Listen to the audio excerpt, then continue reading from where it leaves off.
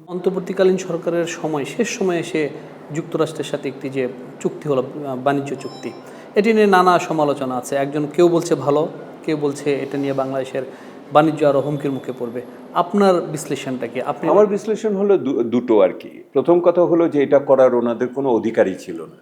ওনারা এমন একটা সরকার যেটা কয়দিন পর চলে যাচ্ছে, এমন একটা কাজ করে পরবর্তী সরকারের উপরে এটা দিয়ে দায় দিয়ে যাচ্ছে, এটা সঠিক না, নৈতিকভাবে সঠিক না।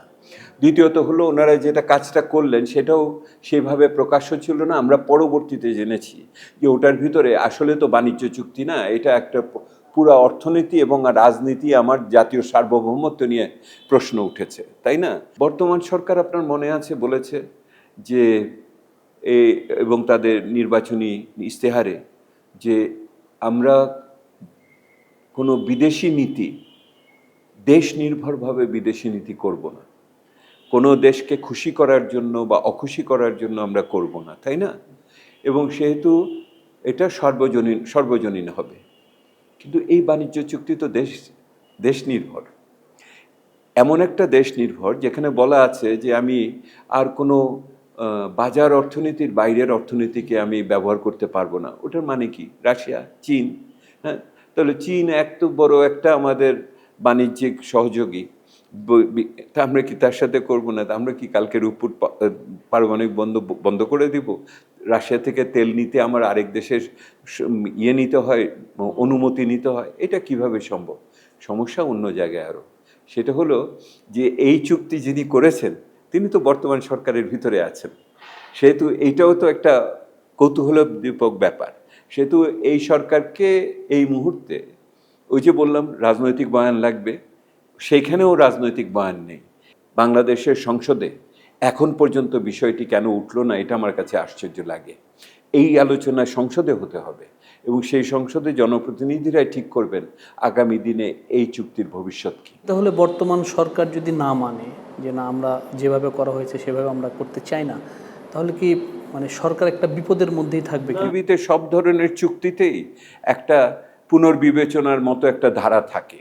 সেহেতু আপনাকে ওই পুনর্বিবেচনার ধারাকে আপনাকে ব্যবহার করে আপনাকে এই বিষয়টিকে বলতে হবে। এখানে কারিগরি যোগ্যতাটা খুবই গুরুত্বপূর্ণ। আপনি যেই কথাগুলো বলবেন সেগুলি বলার জন্য আপনার তথ্য প্রমাণ ইত্যাদি মিলিয়ে আপনাকে বলতে হবে। এটা শুধু বাণিজ্যের ব্যাপার না, এটার ভিতরে আমার ইনফরমেশন টেকনোলজির ইস্যু আছে, সাইবার সিকিউরিটির ইস্যু আছে, আমার ওইটার ভিতরে আমার বিভিন্ন স্ট্যান্ডার্ড কমপ্লায়েন্স এগুলির ইস্যু আছে, এগুলিকে দিতে হবে। কিন্তু তার চেয়ে বড় দরকার করে রাজনৈতিক প্রজ্ঞা এবং সেটার ভিতরকে ব্যবহার করার মতো কূটনৈতিক যোগ্যতা এবং ইত্যাদি ইত্যাদি। সেহেতু আমার সরকার আগামী দিনে সেই যদি পথে এগোতে চায়, পথ নেই। এটা যে আমি আজীবনের জন্য গলার ফাঁস হয়ে আটকে গেছি এটা মনে করার কোনো কিছু নেই। এই সরকার যে মন্ত্রিসভা এবং যারা সংসদ সদস্য হয়েছে, ব্যবসা যারা করে, এরকম অনেক মানুষ, বিশেষ করে কত 70-80% মনে হয় বড় বড় ব্যবসায়ী রয়েছে। ঠিকই আগের মতোই হলো যে ধনীরা ধনী হবে, গরিবরা গরিব হবে, একই প্রক্রিয়া থাকলো কিনা? তাহলে পরিবর্তন দেখছেন কিনা? যেটা হয়েছে সেটা হলো ধনীরা যত তাড়াতাড়ি বেশি ধনী হয়েছে, গরিবরা অতখানি তাদের অবস্থাটার উন্নতি করতে পারে নাই। গরিব হয়ে গেছে এটা আমি মনে করি না। দারিদ্র না বাড়লেও আমার কিন্তু বৈষম্য বেড়ে গেছে।